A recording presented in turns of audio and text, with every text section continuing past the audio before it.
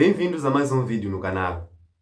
Antes de mais nada, quero agradecer de coração a todos vocês que acompanham este canal.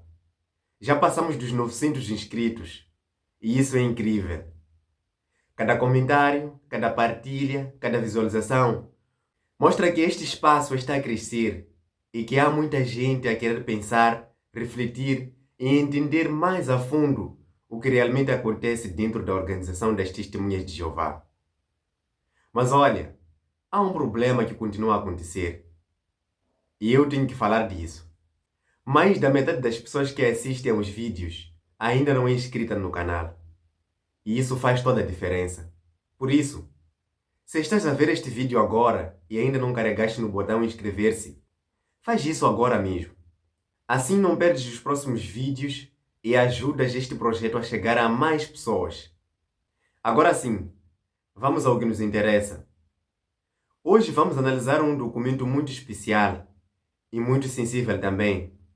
Chama-se Orientações para as Comissões de Ligação com Hospitais, ou simplesmente o Manual da COLI. É um documento oficial da sede das Testemunhas de Jeová, publicado em maio de 2024. Mas quero deixar uma coisa bem clara logo no começo. Este vídeo não é um ataque à organização, nem uma provocação contra as Testemunhas de Jeová. O que queremos fazer aqui é analisar de forma calma, lógica e aberta como a organização realmente funciona quando o assunto é a COLI. É olhar por dentro, sem emoção, e perceber o que há nas entrelinhas deste documento. O texto explica que existe na sede mundial um departamento chamado Serviços de Informações sobre Hospitais, abreviado como HIS. Esse departamento é supervisionado pelo corpo governante, o grupo que manda na organização mundial. O documento diz assim: os serviços de informação sobre hospitais são supervisionados pela Comissão de Serviço do Corpo Governante. Eles pesquisam literatura médica e artigos sobre bioética, e essas informações podem ser utilizadas para ajudar as comissões de médicos, lê e analisa com cuidado esses artigos médicos, para garantir a credibilidade e a exatidão das informações. Esses artigos são fornecidos aos irmãos da COLI. Daí, eles mostram esses documentos para os médicos e tentam convencer eles de que determinada estratégia de tratamento é aceitável e eficaz para evitar uma transfusão de sangue. Traduzindo para uma linguagem simples, há um departamento internacional que estuda medicina, leis e bioética, não para tratar os doentes, mas para defender a doutrina do sangue e treinar os representantes a lidar com médicos e tribunais. É quase como um Ministério da Defesa Doutrinária. Depois disso, vem outro nível de hierarquia, o Departamento de Informações sobre Hospitais, chamado HID. Esse funciona dentro de cada filial e supervisiona as comissões locais. O manual diz: o HID supervisiona a atividade da COLI, dando treinamento, orientações e ajudando com casos médicos difíceis. Ou seja, cada país tem um pequeno escritório que atua como ponte entre a sede mundial e as comissões locais. Tudo passa por ali. Quem é designado, que médico pode ser contactado, que caso pode ser tratado. Nada é feito sem autorização. Depois vem o coração do sistema, as comissões de ligação com hospitais, COLI, e os grupos de visita a pacientes, GVP. As COLIs são os representantes oficiais da organização diante dos hospitais. São eles que falam com médicos, com advogados e até com juízes, se for preciso. E o documento deixa isso claro. As COLIs dão apoio a publicadores que pedem ajuda para encontrar um médico cooperador ou se preparar para uma cirurgia. Mas essa ajuda tem limite. O membro da COLI não vai apenas apoiar, ele supervisiona, observa e registra. A COLI é também um olho da organização dentro dos hospitais. Já os GVPs, grupos de visita a pacientes, são um pouco diferentes. Segundo o documento, eles visitam doentes para encorajar e orar com eles. Mas mesmo esses grupos são controlados pela COLI. Olha o que diz o documento. As COLIs supervisionam a atividade do grupo de visitas a pacientes em sua região designada. Repara que até um simples ato de visitar uma testemunha de Jeová doente vinda deste grupo de visita a doentes, precisa de supervisão. Não é espontâneo. Nem a visita, nem a ajuda, nem a conversa. E há um detalhe curioso. Em países onde a obra está restrita, o manual diz que não se deve formar um grupo desses sem a aprovação da filial.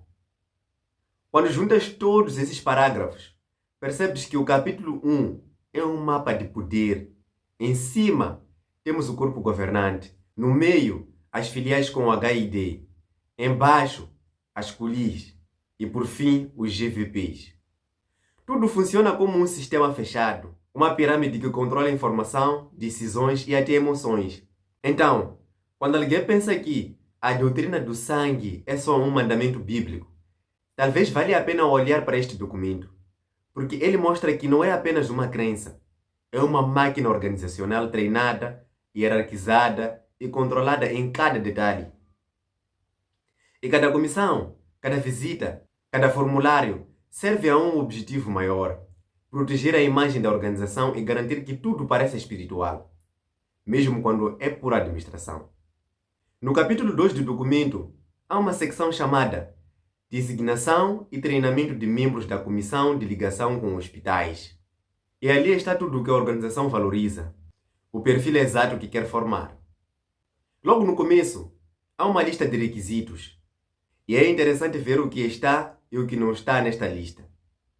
O documento diz assim: um irmão que está sendo considerado como membro da CULI deve satisfazer razoavelmente os seguintes requisitos. Ele precisa ser um homem espiritual, ser respeitado na região e saber se expressar bem. Nada de novo até aqui. Parece razoável. Mas quando seguimos a leitura, o tom muda. O texto vai ficando cada vez mais exigente, quase como uma entrevista de emprego. Ele precisa saber enfrentar situações difíceis, sem se intimidar, e ter habilidade e boa disposição para falar com médicos, advogados e juízes. Agora já não é um irmão espiritual. É alguém que precisa saber lidar com o mundo jurídico, com médicos e com crises hospitalares. Ou seja, a organização procura negociadores, representantes de imagem, pessoas que não tremem sob pressão. É o tipo de perfil que serve bem numa instituição que quer se defender legalmente quando uma vida está em risco por causa da doutrina. Sempre se fala de oração. Até num dos vídeos de Pedro e Sofia, Sofia ora para pregar para sua colega de turma. Com isso, eles queriam dar uma lição às crianças de que a oração é a chave para tudo dar certo. Mas aqui sinto falta dessa palavra. Em vez de pessoa que saiba enfrentar situações difíceis sem se intimidar, ter habilidade e boa disposição para falar com médicos, advogados e juízes, eu esperava aqui que eles tivessem escrito alguém que tem fé e que saiba orar para Jeová lhe dar coragem de enfrentar situações difíceis sem se intimidar. Era só isso que eu esperava. Mas parece que não foi desta vez. E há mais. Nem os membros da CULI, nem pessoas da sua família imediata podem ser coordenadores, voluntários ou empregados de um programa de tratamento médico e cirurgia sem sangue.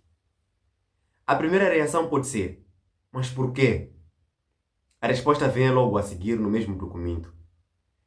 Esse tipo de envolvimento poderia ser encarado como um conflito de interesse. Então repare, uma testemunha de Jeová pode estar a ajudar a salvar vidas num programa hospitalar que respeita o princípio sem sangue, mas mesmo assim é proibida. Por quê? Porque a organização quer manter um monopólio da representação. Ela quer que só os seus representantes oficiais falem por ela. Nada pode parecer uma iniciativa individual. Logo depois, o manual fala de médicos ou advogados testemunhas de Jeová. Diz que eles devem ser analisados com cuidado, porque podem parecer estar a ganhar dinheiro ou influência. Mas há algo por baixo disso. É o medo do poder pessoal. Um médico tem conhecimento, um advogado tem argumentos. E a organização sabe que, se alguém desses questionar uma orientação, isso pode criar uma fissura. Então o documento diz: é preciso analisar bem se anciãos que são médicos ou advogados podem de fato servir na CULI. E explica que, mesmo que sejam aprovados, não podem dar aconselhamento legal ou médico sem contactar a filial primeiro. Isso mostra até onde vai o controle. Um homem com diploma, experiência e fé, mas se estiver dentro da estrutura, tem de pedir autorização antes de pensar. A seguir, o manual explica como um ancião da CULI é designado. E o processo é quase igual ao usado para designar anciãos, só que mais burocrático. A COLIR deve preencher o formulário Recomendação de Membro para a Comissão de Ligação com Hospitais, HLC 21, e enviá-lo para o Superintendente de Circuito, depois para o Departamento de Informações sobre Hospitais. Ou seja, nenhum nome é aprovado localmente. Tudo tem de passar pela filial. Agora imagina o efeito disso sobre uma testemunha de Jeová comum. Ela sabe que, se for escolhida, terá acesso a informações confidenciais e contato direto com médicos e hospitais. Mas também sabe que está sob observação constante da comissão, do circuito e da filial. É uma mistura de honra e vigilância. Depois vem a parte do treinamento. O documento fala de vídeos, manuais, pasta de apresentação, até cartões oficiais de visita. E o manual explica o motivo. Só assim eles vão ganhar confiança e se sentir qualificados para a designação que receberam. Mas no fundo, este treinamento não é apenas para dar confiança, é para garantir unidade de discurso. Todos devem falar a mesma coisa, usar as mesmas palavras e evitar improvisos. O objetivo é criar um modelo humano uniforme, que represente a organização de forma previsível. Até o treinamento inclui normas de segurança digital e confidencialidade.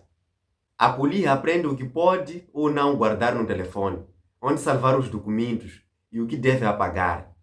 Em resumo, a comissão aprende a agir como um agente institucional, não como um irmão comum que ajuda alguém no hospital. Tudo isto mostra algo claro.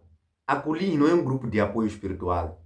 Cada passo é pensado para proteger a imagem pública e legal das testemunhas de Jeová. Cada frase é treinada, cada pessoa é filtrada. E há uma ironia.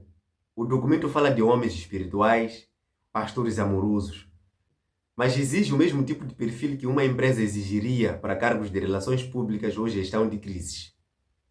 É uma mistura entre fé e política organizacional. No final das contas, o Espírito Santo que escolhe os membros da COLIR não é invisível. É o sistema administrativo da sede mundial. A seguir vamos falar do grupo de visitas a pacientes. Os homens que entram nos hospitais supostamente para apoiar os doentes. Vamos ver como eles são escolhidos. O que podem ou não podem dizer. Sabes, quando alguém está doente, o que mais precisa é de calma, carinho e gente por perto. Alguém que escute e que simplesmente esteja ali. E é isso que as testemunhas de Jeová dizem que o grupo de visitas a pacientes, o GVP, faz. Mas quando lemos o manual, e não um discurso público, percebemos que essas visitas são diferentes. São controladas, medidas e supervisionadas. O documento diz logo no início deste capítulo.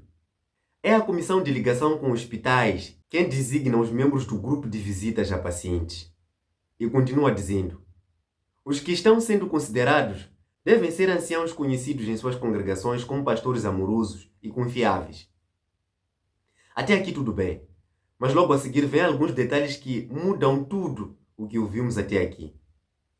O manual descreve o passo a passo como uma testemunha de Jeová é designada para o grupo de visitas. Diz que a COLIR deve conversar, preencher formulários, enviar cartas à filial e esperar aprovação. 2 membros da COLIR devem verificar se o irmão está disposto e tem disponibilidade de aceitar a designação. Até estar disposto, precisa ser confirmado. E se a pessoa for servo ministerial e não ancião? O documento responde: sua designação é temporária. Quando houver anciãos suficientes, o servo ministerial deixará de servir. Ou seja, ele pode ser útil, mas não é considerado estável. Não é totalmente confiável para representar um sistema a longo prazo. O que conta não é apenas a fé, é o título. E mais, se a pessoa perde a designação, se muda ou deixa de ser ancião, o manual manda revogar o acesso dele a todos os recursos eletrônicos e documentos da COLIR. Em outras palavras, perde acesso a tudo na área restrita do jw.org. Depois, o manual fala do treinamento dos membros do GVP. E aqui é interessante ver como a palavra espiritualidade desaparece quase por completo. Em vez disso, o texto fala de apresentações, protocolos e segurança. O novo membro deve ser apresentado ao hospital. Talvez precise de uma carta de apresentação com o timbre da COLIR. Parece uma empresa a apresentar um novo funcionário. Até a carta é padronizada, com o timbre e tudo. O documento explica que isso mostra profissionalismo. Claro que a imagem profissional é importante, mas repara, essa ênfase em parecer profissional serve também para legitimar a presença da organização dentro dos hospitais, para que médicos e enfermeiros a vejam como uma entidade respeitável e não apenas como um grupo religioso. E há outro detalhe curioso. O manual diz que a pessoa pode participar de treinamentos oferecidos por assistentes religiosos de outras igrejas. E logo acrescenta: isso não é ato ecumênico.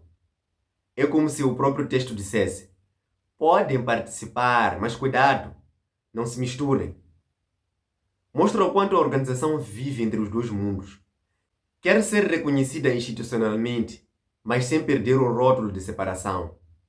Depois vem a parte mais sensível: o que os membros do GVP realmente fazem. O manual diz: os membros do GVP devem ser pastores e se tornar uma fonte de grande consolo. Se surgir uma questão de sangue, o membro deve imediatamente contactar a COLIR e tentar dar apoio à família e manter a situação sob controle. Parece bonito até chegar na última frase: manter a situação sob controle. Esta é uma expressão que já diz muita coisa. Mostra que, mais que consolar, o papel do GVP é controlar a reação da pessoa e da família. É evitar que alguém mude de ideia, que aceite transfusão ou que fale demais. Por isso, quando há uma emergência, o GVP não decide nada, ele liga para acolher. O manual repete isso várias vezes. Ele não deve assumir as responsabilidades de um membro da acolher. Ou seja, ele pode consolar, mas só até certo ponto. A partir daí, quem manda é a comissão. E o consolo torna-se um meio de vigilância discreta. O texto também diz que o GVP pode ajudar com transporte e hospedagem, mas espera-se que o paciente pague as despesas. E se o membro do GVP for pioneiro, o tempo gasto nas visitas pode contar como horas relatadas, o famoso crédito de horas. Ou seja, até o tempo de consolo vira parte de um sistema de relatórios. Tudo precisa ser medido, contabilizado e reportado. No papel, o GVP parece um grupo de apoio espiritual. Na prática, é uma extensão do sistema administrativo. E a frase que melhor resume isso é esta: o trabalho do GVP ajuda os funcionários do hospital e outros a perceberem que as testemunhas de Jeová cuidam uma das outras. Repare bem, o objetivo não é apenas cuidar, é mostrar que cuidam. Ou seja, há uma dimensão de imagem pública. As visitas também servem para reforçar a boa reputação da organização diante dos hospitais. Então, o que era para ser expressão de amor cristão acaba se transformando num sistema de vigilância e de propaganda interna. E a pessoa que talvez só queira orar com um doente precisa de seguir protocolos, enviar relatórios e pedir autorização para tudo. Logo a seguir, o documento diz: o trabalho da Comissão de Ligação com hospitais envolve muitas responsabilidades. Para que todas possam ser cumpridas, é preciso haver uma boa cooperação. Parece justo, mas logo a seguir vem um detalhe que muda tudo. Os que fazem parte da COLIR devem trabalhar em união, tanto com os irmãos da sua COLIR, como com os que servem outras, sob a direção do Departamento de Informação sobre Hospitais. Ou seja, trabalhar em união significa ordens de cima, sem questionar. A união não é horizontal, é vertical. E quem está lá em cima define o ritmo, as palavras e até o que pode ou não dizer. E continua dizendo que ele também deve se certificar de que as pessoas necessárias sejam avisadas quando um médico se mudar. Até a movimentação de um médico tem de ser registrada dentro da rede. O documento continua a dizer: todos os que trabalham conosco merecem nossa total cooperação, mas nosso grau de envolvimento com essas pessoas precisa ser limitado. Estás a ver? Cooperação, mas limitada. Ou seja, uma testemunha de Jeová pode ajudar, mas não pode criar laços verdadeiros com médicos, advogados ou mesmo pacientes fora do círculo da organização. A relação tem de ser funcional, não emocional. É assim que eles evitam riscos de imagem. Depois o manual fala dos próprios pacientes e aqui o tom muda completamente. Lê-se o seguinte: um membro da COLIR só pode se envolver em assuntos médicos de um paciente se ele for convidado a fazer isso. Ou seja, nada de iniciativas espontâneas. A ajuda só é dada se o sistema permitir. E continua: vocês devem verificar se o paciente, ou o pai, a mãe ou ambos, concordaria em compartilhar informações médicas com outros que precisariam saber delas. Um ponto delicado vem mais abaixo. O documento diz que as COLIRs ajudam publicadores batizados e não batizados, incluindo inativos. Em casos raros, um desassociado talvez peça ajuda nesse sentido. Um membro da COLIR talvez decida ajudar indiretamente, compartilhando informações com familiares fiéis. Isso quer dizer que o desassociado, mesmo que esteja à beira da morte, não recebe apoio direto. A ajuda é indireta, através de alguém leal à organização. Mesmo em situações de vida e morte, o isolamento social continua. E há mais uma frase que revela a lógica do sistema. A COLIR ajuda aqueles que têm uma posição firme na questão do sangue. Ou seja, a ajuda depende da obediência. Se a pessoa tiver dúvidas, ou se for alguém que poderia mudar de ideia, o apoio desaparece. A prioridade não é o bem-estar físico, é a lealdade à doutrina. O documento ensina até como abordar os médicos, o que dizer e como registrar tudo. Por exemplo, o membro da COLIR deve explicar quem é ele, deixar o seu cartão de visita e obter o cartão de visita do médico. Parece uma estratégia de marketing. As COLIRs funcionam como relações públicas, promovendo a imagem de que as testemunhas de Jeová são pacientes organizados, informados e cooperadores. Uma das partes mais importantes é a relação com os tribunais. O documento explica o que fazer quando um hospital quer uma autorização legal para fazer transfusão. Assim que um membro da COLIR ficar sabendo de uma possível questão legal, deve contactar o Departamento de Informações sobre Hospitais, que vai discutir o assunto com o Departamento Jurídico. Aqui, o objetivo é evitar que qualquer ação judicial possa afetar a organização. Deve ficar bem claro que os pais não estão recusando todo tipo de tratamento, apenas transfusões de sangue, que há riscos sérios nas transfusões e que os pais querem médicos que usem estratégias sem sangue. Em resumo, a prioridade é defender juridicamente a imagem de racionalidade, mostrar que as testemunhas de Jeová não são fanáticas, são pacientes informados. Mas o que não se diz é que essa racionalidade é construída sobre um sistema de pressão interno, onde a pessoa sabe que aceitar sangue pode significar perder a família, os amigos e a comunidade, ou melhor, sofrer ostracismo. Se chegaste até aqui, muito obrigado. Este vídeo não é sobre atacar ninguém, é sobre entender como uma estrutura religiosa pode transformar fé em administração e como isso afeta pessoas reais, em hospitais reais, com dores reais. Chegamos ao fim de mais um vídeo. Não se esqueça de se inscrever e dar um like. Até o próximo vídeo.